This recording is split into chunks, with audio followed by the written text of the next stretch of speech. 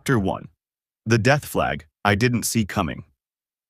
The first thing Oren noticed upon waking wasn't the satin sheets beneath him or the opulent canopy overhead. It was the heavy weight in his chest. Panic.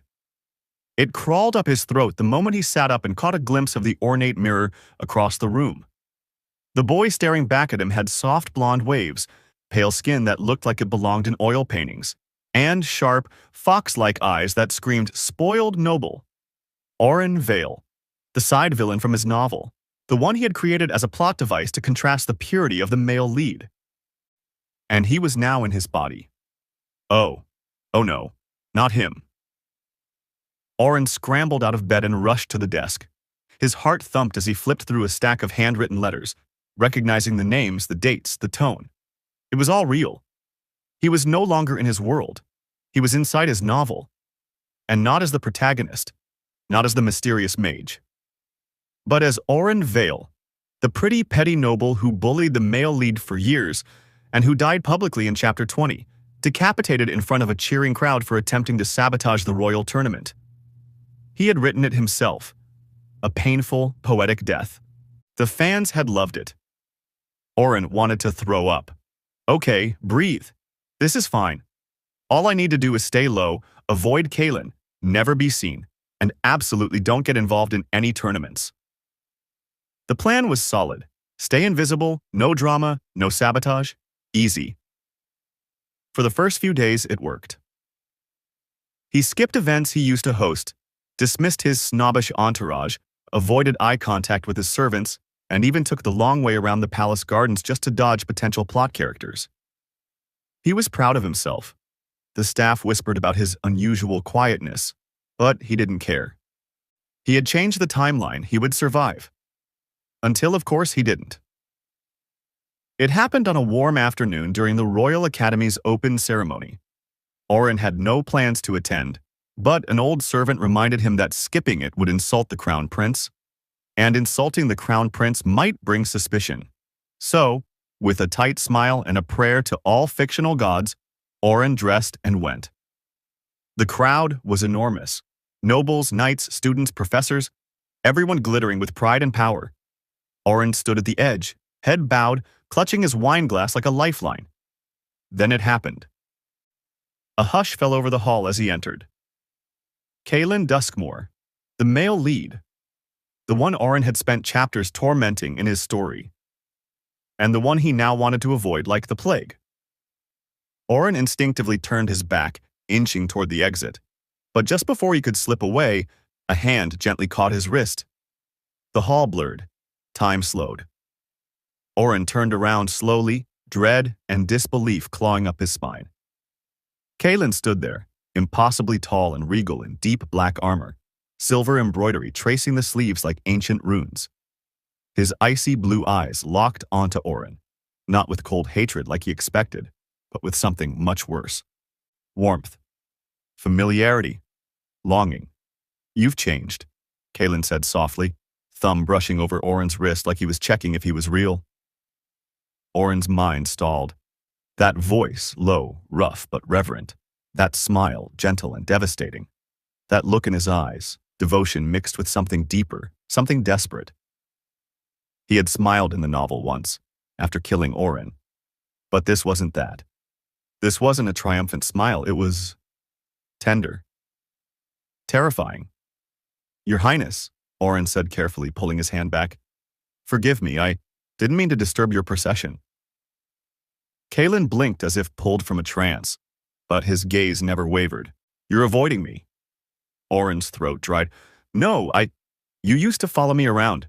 Now you won't even look at me. He stepped closer. Did something happen? Yes, I died. You killed me. Remember? Oh, Oren swallowed the words. He forced a tight smile. Just reflecting. Growing up, perhaps. Kalen's expression softened further, and that was the worst part. He looked at Oren like he was fragile glass, like something he had lost and finally found again. His next words made Oren freeze. You're still beautiful. I thought I'd never get to see you again. That wasn't in the script. That wasn't even in the bonus chapters. Oren stepped back. his pulse a storm in his ears, and bowed stiffly. "If you'll excuse me, Your Highness." He turned and fled. The crowd parted wordlessly for him, though Oren swore he could still feel Kalen's gaze scorching his back like the heat of a sun he had never written. And in that moment, he knew something had gone terribly, horribly wrong. The male lead shouldn't look at the villain like that. Not with affection, not with yearning, not like he wanted to keep him. And definitely not like he remembered something Oren didn't. Chapter 2. That's not how you're supposed to look at me. If someone had told Oren Vale that the Crown Prince would start stalking him like an overgrown puppy in love, he would have laughed, nervously, and run the other way. But now? He was beginning to suspect he'd triggered some kind of possessive male lead route. Because Kalen was everywhere. At first, Oren thought it was coincidence. A chance encounter in the Rose Garden, an unexpected run-in near the training yard. But by the sixth suspicious coincidence, Oren knew better. It began with tea. Oren had taken to hiding in the eastern greenhouse, far from the palace's chaos, to sip his favorite chamomile blend and pretend the world didn't exist. It was peaceful there. Quiet. Until it wasn't. A shadow fell across the table, and Oren glanced up with dread tightening his spine. Kalen, again. Dressed in sleek military black, swords strapped to his hips like twin wolves, the Crown Prince smiled like the sun was inside him. "Do you mind if I sit?" he asked, already lowering himself into the chair across from Oren. Oren blinked. "Don't you have, kingly things to do?" Kalen tilted his head. "None as urgent as this." "This? Being? You." Oren almost dropped his teacup.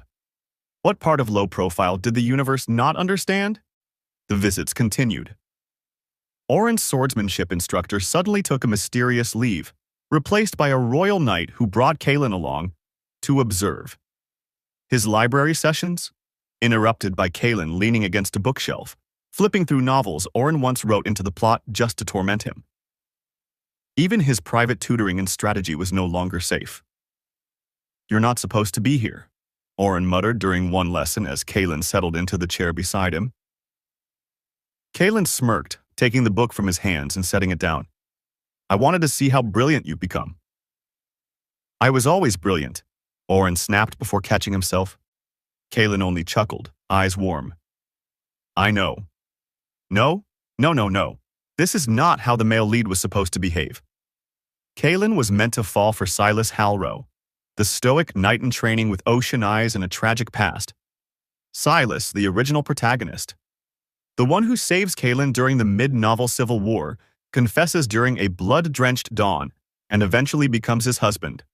That was the arc. That was the canon. Oren wasn't supposed to exist past Chapter 20. So naturally, Oren came up with a brilliant plan. Redirect the plot. He sought Silas out at the academy training grounds. It took some effort. Silas kept to himself. A lone wolf like in the book. But eventually, Oren managed to spark a conversation. It wasn't hard. Silas was polite if a bit awkward. Surprisingly endearing. And very much not trying to kill Oren, which was a plus. They shared a short exchange over sword grip techniques, followed by a longer chat about their favorite strategy texts. Oren could almost see the story's gears shifting back into place. If he could nudge Silas and Kalen together, then maybe Oren, the voice was like a blade sheathed in velvet. Oren turned. Kalen. Eyes unreadable, shoulders tense. Gaze locked, not on Silas, but on the hand Silas had just placed lightly on Oren's arm. The next moment, Kalen crossed the distance between them in 3 long strides. "Your Highness," Silas greeted respectfully. Kalen didn't respond. He stared at Silas, jaw tight. Then, in a voice that made the surrounding air drop in temperature, he said, "Stay in your place and away from Oren." The silence that followed could have broken glass. Silas blinked. "My apologies, Your Highness. I meant no offense." Kalen's hand curled around Oren's wrist, not harshly but with firm possession. "You're dismissed." Oren's eyes went wide. What the hell was that? Kalen didn't answer until they were alone in the corridor. Even then, he didn't speak, just looked down at Oren's wrist in his hand, then up at his face. There it was again, that look, like Oren was something sacred, something his. I don't like others touching you, Kalen said finally, voice quiet. You. Oren yanked his hand away. That's not how you're supposed to look at me. Kalen blinked. How am I supposed to? Like I'm a pest, a nuisance. You're supposed to hate me, not... He gestured wildly. Not show up at my tea table and act like we're engaged. A long pause. Then Kalen whispered, Do you want me to hate you? Oren stared at him, mouth dry. Kalen stepped closer. The gold in his eyes was molten, burning. Because I've tried. For years I tried to forget. But now you're here and you're different. Kind, soft, real. Forget? Oren's stomach flipped. That wasn't in the book. Kalen leaned in, voice trembling like a secret. Don't make me lose you again. And for the first time, Oren realized this wasn't the Kalen from the early chapters. This Kalen remembered something else. Something Oren hadn't written. Chapter 3. The night he called me his treasure. Oren didn't mean to get involved. He was just trying to sneak some pastries from the royal kitchen when all hell broke loose. A runaway beast, part of a royal hunting show, had broken its magical restraints and rampaged into the inner palace grounds. Guards were scrambling. Nobles were screaming. Magic spells fizzled in the air. And in the middle of the chaos, Kalen, cornered near a fractured marble archway, shielding two terrified court mages behind him, sword raised. The creature lunged. Oren didn't think. He moved. Using the vines from the garden spell he learned as a joke last week, he whispered the incantation with shaky fingers. Roots erupted from the ground, coiling around the beast mid-air, dragging it down. The impact cracked stone. Silence fell. Kalen's gaze met Oren's from across the smoke and dust. It was the same expression from their first encounter, relieved, amazed, and terrified all at once. Later that evening, Oren tried to sneak back to his room without encountering any more monsters or princes. He succeeded in avoiding nobles, but not Kalen. Oren, the voice came gently from within the shadowed corridor leading to the eastern wing. He froze. I didn't do it for you, he said quickly. I did it because I hate blood. Kalen stepped out of the shadows, golden eyes glowing in the torchlight. Still, you saved me. No, I saved the pastry I hadn't finished eating. Kalen smiled faintly. Thank you. Oren stiffened as Kalen moved closer. He expected a handshake, maybe a bow, but instead, fingers brushed his cheek. You've changed, Kalen murmured, as if tasting the words again. Then, softer, I won't let you die again. The words hit Oren like a slap wrapped in silk. Again. Kalen blinked, the slip vanishing almost as quickly as it came. Forget I said that. But Oren couldn't. Something was wrong. No, not wrong, off script. He wasn't just dealing with a lovesick prince. He was dealing with someone who remembered more than he should. Later that night, after forcing himself not to think about Kalen's hand on his face or the warmth that had spread through his ribs like fire, Oren returned to his chambers to find a box on his bed. Wrapped in navy velvet ribbon. Inside, a crystal vase holding a lunaflare bloom, a rare flower that only bloomed under starlight and was said to grow in the royal family's ancestral lands. The petals shimmered like frost and fire, changing colors when touched. Beneath it, a note in elegant, familiar handwriting. Your place is beside me, not beneath the blade. Kalen. Oren stared at the message long into the night. He didn't reply. He couldn't. The next few days blurred into something dangerously warm. Kalen didn't press him, didn't confront him again about the flower or the note. Instead, he shifted. Instead of chasing, he lingered.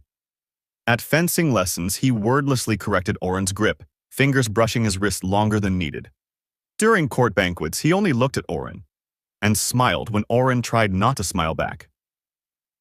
When Oren fell asleep in the library after a long study session, he woke to a blanket over his shoulders, and a tray of warm chocolate pastries, his favorite. Small things, thoughtful things.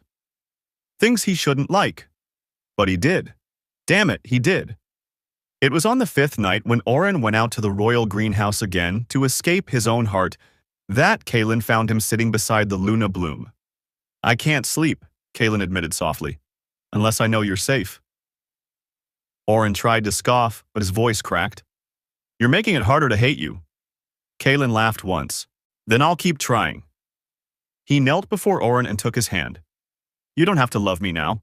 You don't have to say it. Oren's breath hitched. I just need you to stay alive this time. Again, with the this time, Oren whispered.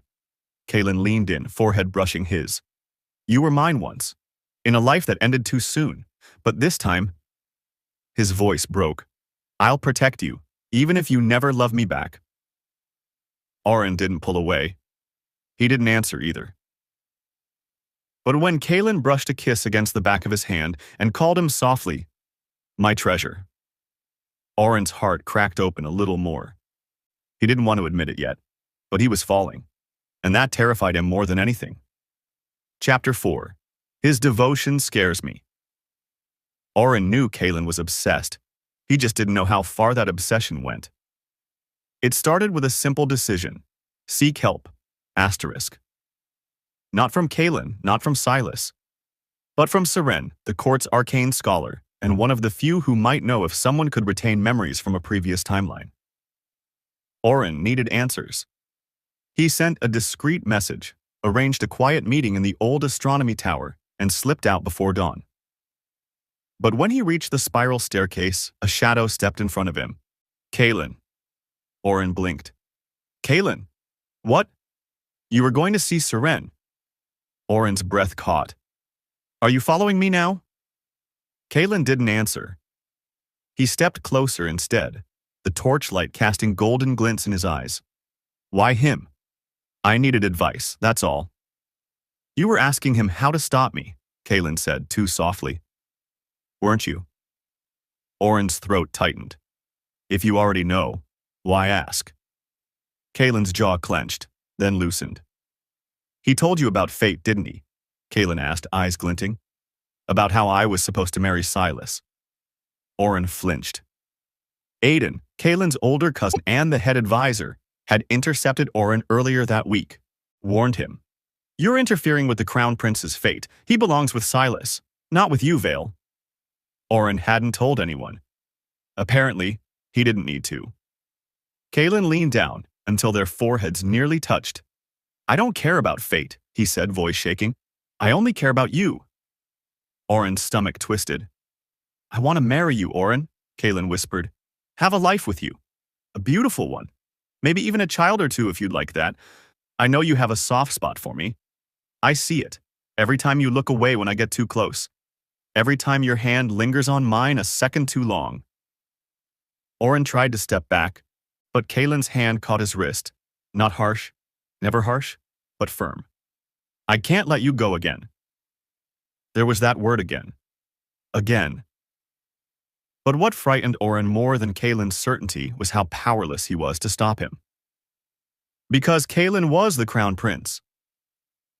If he proposed a marriage alliance with the Vale family, they'd fall over themselves to accept. Oren's parents would sell him off in a heartbeat. And to Oren's dread, that's exactly what Kaelin did. It was a royal banquet, winter's feast. Nobles from all 4 provinces had gathered to pay respects. Oren stood near the back, sipping wine and trying not to be noticed when it happened. A noblewoman from House Lennox sneered in his direction. Oren Vale, that soft-spoken parasite who clings to his highness like a tick, his family must be desperate to rise in rank. The words were loud enough for others to hear. Several courtiers tittered behind fans. Oren froze. His ears burned, but he stayed still. He'd learned not to cause scenes. But the next voice cut through the room like steel. Say that again. Gasps. Silence. Kaelin had risen from the head table, wine untouched, expression frozen. The noblewoman stammered. Your Highness, I meant no disrespect. Say it again, Kalen repeated, his voice low, dangerous. And I'll have you escorted out of this palace for slandering the future crown consort. The room exploded in whispers. Oren nearly choked on air. Crown, what? Kalen stepped forward, ignoring every stunned stare. He reached Oren's side, took his hand, and kissed his knuckles. I had planned to make this official next week, he said, gaze only on Oren. But now seems like a fine time. He turned to the stunned court. I, Kalen Evandrius Aldrich, Crown Prince of Leorin, announce my engagement to Oren Vale. A loud clang echoed as someone dropped a goblet. Even Silas, the original protagonist, looked baffled. Oren? Oren wanted to scream. Instead, he stood frozen as courtiers stared. Whispers turned to arguments. Someone fainted. And right next to him, Kalen was smiling. Warm, content, completely and terrifyingly in love. Oren's heart pounded. This isn't the story I wrote. This isn't supposed to happen. But as Kalen laced their fingers together like it was the most natural thing in the world, Oren finally understood. He was no longer just a side villain. He was Kalen's chosen. And there might be no turning back. Chapter 5. Our Vows and the Secret. He tried to hide from me. The wedding came faster than Oren expected, because Kalen made sure it did. One royal decree, and suddenly the entire kingdom was preparing for the marriage of Crown Prince Kalen Aldrich and Oren Vale, the once feared noble who had somehow become the most talked about name in the empire. Oren protested, of course. He tried to argue that they barely knew each other, that love shouldn't be forced, that this wasn't how things were supposed to go. But Kalen only smiled with that infuriatingly gentle look in his eyes and said, I've known you for longer than you think, and I'm willing to wait a lifetime for you to accept my love, but not to call you my husband.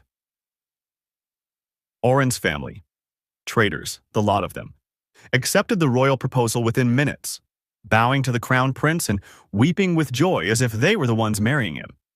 And when Kalen personally came to ask for Oren's hand, kneeling in the moonlit gardens with a custom silver ring inlaid with stardust, Oren found himself speechless. Even then, Kalen whispered, You don't have to love me back now, just stand beside me. I'll wait until you do. The wedding ceremony was held in the grand sun spires, beneath a blooming arch of moonflowers and enchanted crystal chandeliers. Oren wore ivory, his long cape trailing behind him like starlight. Kalen wore deep blue robes embroidered with silver threads, designed to match Oren's eyes, he claimed. As Oren walked down the aisle, every noble and servant bowed. But Kalen looked like he was about to cry. The vows were old, sacred, and magical. But when Kalen spoke, his voice trembled with raw honesty. I swear by every lifetime, every fate, and every version of us, I choose you. I will choose you always. Oren's voice caught in his throat, and before he could stop himself, he whispered, And I choose to stay. The sealing kiss wasn't just a kiss. It was the beginning of a new story, one not written by fate, but carved by their own hands. After the ceremony, Oren found himself wrapped in Kalen's arms more often than not. The palace had changed. Its halls now felt like home.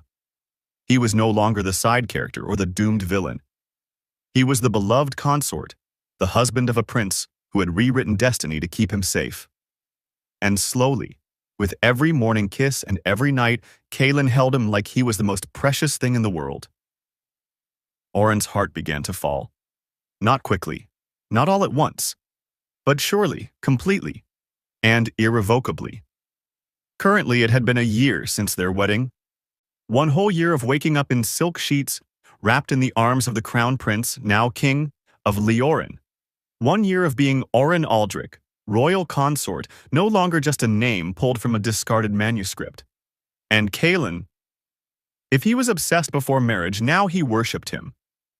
He never let Oren walk alone in the palace halls, kissed his fingers before meetings, sent flower arrangements with notes like, "Your smile kept me alive today," whispered mine against Oren's skin like a prayer every night. It was suffocating sometimes, but also warm, steady, real. And slowly, painfully, fearfully, Oren had fallen in love with him, not just with the prince or the king, but with Kalin, the boy who held him like glass and protected him like steel. But one thing never left Oren's mind. That night, their very first encounter. "I won't let you die again." Oren had asked more than once, softly, carefully. Kalin always dodged it, distracted him with kisses, changed the subject, brought up silly court gossip or demanded cuddles instead. Oren let it slide, until he couldn't. That day, he ventured into the forbidden library of the royal palace. Few entered it, fewer left it without consequence. But he had clearance now. He was, after all, the king's spouse. Among dusty books and magic scrolls, tucked inside a sealed box, Oren found it. His author's notebook. The one he thought he'd never written in this world. Shaking fingers flipped through pages, familiar lines, familiar words, until he found a set of half-burnt entries. On one page, scrawled in fading ink, Kalin held Oren Vale in his arms as blood soaked through his tunic. The tournament arena was in flames. Oren had jumped in front of the blade. He wasn't supposed to care. But he did. And Kalin couldn't save him in time. Oren stared, breath frozen in his chest. He never published this. He never even typed it. It was an abandoned thought, an alternate timeline he once imagined, then discarded. But Kalin lived it. The depth of Kalin's love, the desperation, the soul-bound need, the fear of letting Oren out of his sight, it all made sense now. That night, Oren didn't wait for the perfect moment. He walked into their bedroom, pages in hand, and dropped them on the bed. "Tell me," he said, voice soft but firm. "Tell me everything." Kalin froze. His eyes dropped to the pages and he crumbled. He sat at the edge of the bed, shoulders shaking, tears quietly slipping down his cheeks. "I tried," he whispered. "I tried to save you." Oren stood frozen as Kalin choked out the truth. How he had lived that timeline. How he'd watched Oren die. How the world reset, inexplicably, with only him remembering. "How could I let it happen again?" Kalin whispered, broken. "I've done everything to keep you safe. Changed everything.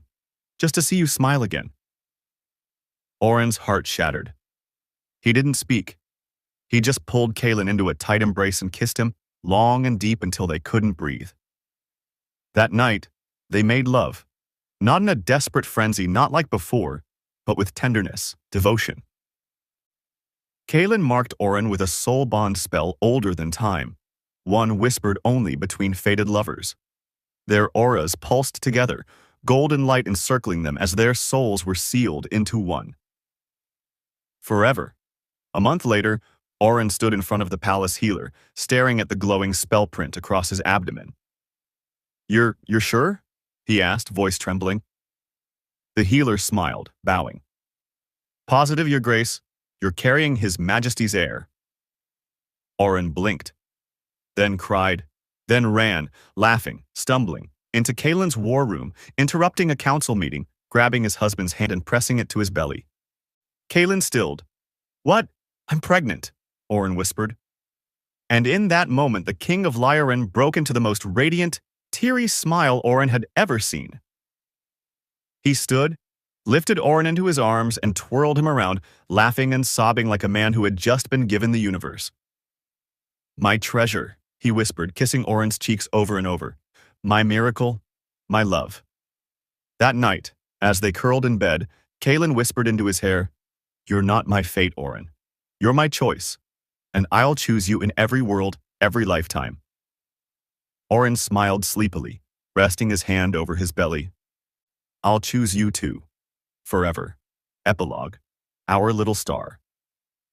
Pregnancy, as it turned out, was nothing like the novels Oren once wrote. It was exhausting, emotional.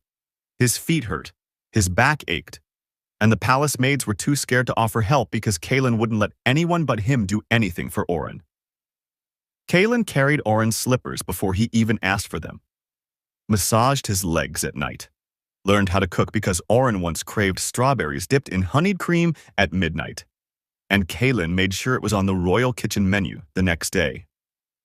He memorized the healer's schedule and practically lived beside Oren, canceling meetings, pushing court work to the nights, and glaring at anyone who suggested His Majesty was being overdramatic.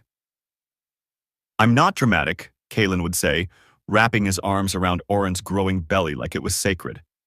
"I'm just madly in love." By the 7th month, Oren began to waddle. He was cranky, sleepy, but in love, with the soft way Kalen kissed his belly every morning, with the letters Kalen wrote to their unborn child, with the way Kalen cried during their first lullaby practice. And finally, the day came. It was a rainy night. Thunder cracked outside the palace windows as Oren went into labor. Kalen panicked. He forgot his title, forgot his guards, forgot royal dignity. He held Oren's hand the entire time, whispering reassurances even as tears ran down his face. "You're doing perfect, my love," he murmured again and again. "I'm here. I'm right here." After hours of labor, tears, pain, and a burst of magic stronger than anything Oren ever felt, their baby was born. A little boy, wrapped in golden cloth, with tufts of soft raven hair and sleepy gray eyes that shimmered like stormlight. Oren held him first, tears falling silently. And when he handed the baby to Kalen, the mighty king broke into quiet sobs. "Hello, little star," Kalen whispered. "You're the dream we never knew we needed." They named him Eliur Vale Kalen Aldrich, a name meaning light of dawn. And light he was. Parenthood was chaos, beautiful chaos. Oren woke up at odd hours to feed Eliur, and Kalen insisted on changing most of the diapers. Royal duties be damned. The baby's giggle became the anthem of the palace. Kalen wore Eliur in a sling during meetings and read kingdom treaties aloud like bedtime stories. Oren sang lullabies from his old world, telling Eliur fairy tales of two soulmates who found each other across lifetimes. The kingdom called them an odd pair. But to Oren, they were simply a family.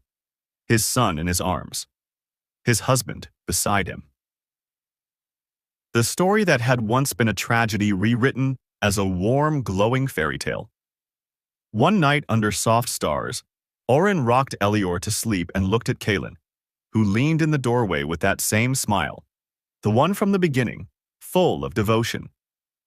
"You really remember that other timeline, don't you?" Oren whispered. Kalen nodded.